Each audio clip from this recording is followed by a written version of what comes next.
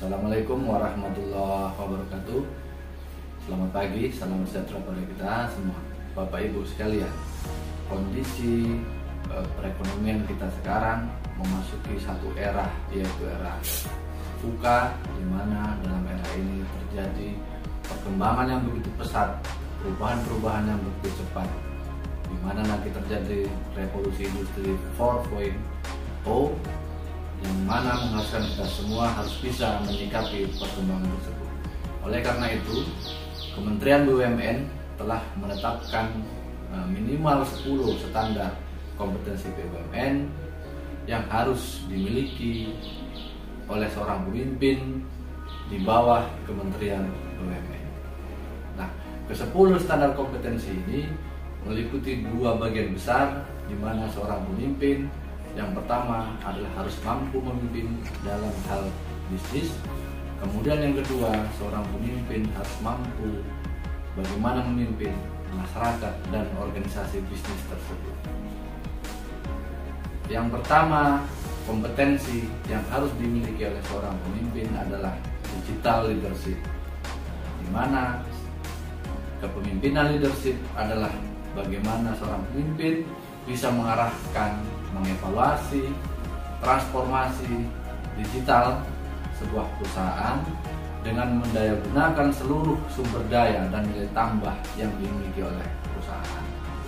Kemudian standar kompetensi yang keduanya adalah global business savvy, di mana seorang pemimpin juga harus dituntut mampu meningkatkan nilai tambah perusahaan dengan mempertimbangkan berbagai aspek global, meliputi aspek ekonomi, sosial, budaya, politik, teknologi, dan internasional. Standar kompetensi yang ketiga yaitu customer focus, di mana seorang pemimpin juga harus mampu melihat apa keinginan daripada pelanggan, mampu mengidentifikasi kebutuhan pelanggan, serta memberikan pelayanan yang terbaik untuk memastikan tercapainya tuntutan dan harapan pelanggan.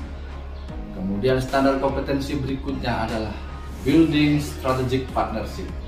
Ini juga penting, bagaimana seorang pemimpin harus mampu membangun dan mengembangkan kemitraan strategis dengan stakeholder untuk mencapai dan meningkatkan nilai tambah perusahaan. Standar kompetensi berikutnya adalah strategic orientation, di mana seorang pemimpin juga harus dituntut mampu menetapkan sasaran, baik itu sasaran jangka panjang dengan sudut pandang yang bersifat menyeluruh, holistik, serta lengkap secara komprehensif, juga untuk meningkatkan daya saing dan nilai tambah dari perusahaan itu sendiri.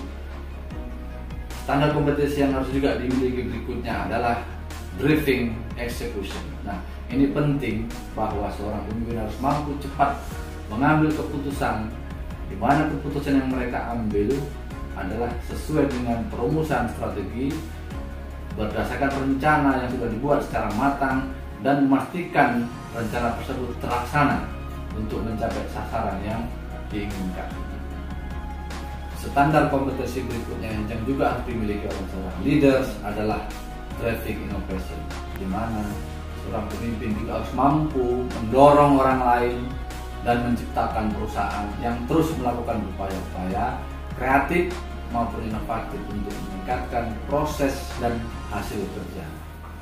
Kemudian standar kompetensi berikutnya adalah seorang pemimpin harus mampu memimpin dalam hal leading people and organization, di mana di dalamnya standar kompetensinya adalah developing organizational capabilities.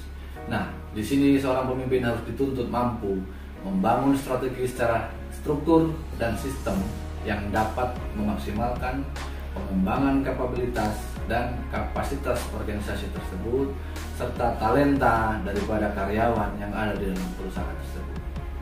Kemudian standar kompetensinya juga harus dimiliki seorang pemimpin adalah leading change, di mana kemampuan seorang pemimpin dituntut untuk mampu mengidentifikasi, melaksanakan, serta memimpin perubahan dalam organisasi menuju kondisi yang diinginkan secara berkelanjutan. standar kompetensi terakhir yang memang dipersyaratkan, yang harus juga dimiliki oleh seorang pemimpin di dalam lingkup Kementerian BUMN adalah managing diversity, di mana seorang pemimpin juga harus mampu memimpin di dalam keberagaman. Apakah keberagaman tadi berdasarkan suku, berdasarkan agama, ini semua harus bisa diciptakan satu irama bagaimana untuk memanfaatkan ini semua keberagaman menuju kepada nilai tambah dan daya saing perusahaan. Sehingga dengan ditetapkannya 10 dasar kompetensi oleh Kementerian BUMN, diharapkan seluruh leader-leader nantinya yang akan memimpin di dalam sebuah entitas di bawah Kementerian BUMN mempunyai talenta, mempunyai kemampuan yang disesuaikan dengan kondisi terkini. Demikian yang bisa saya utarakan. Mohon maaf wabillahi taufiq wal hidayah. Assalamualaikum warahmatullahi wabarakatuh.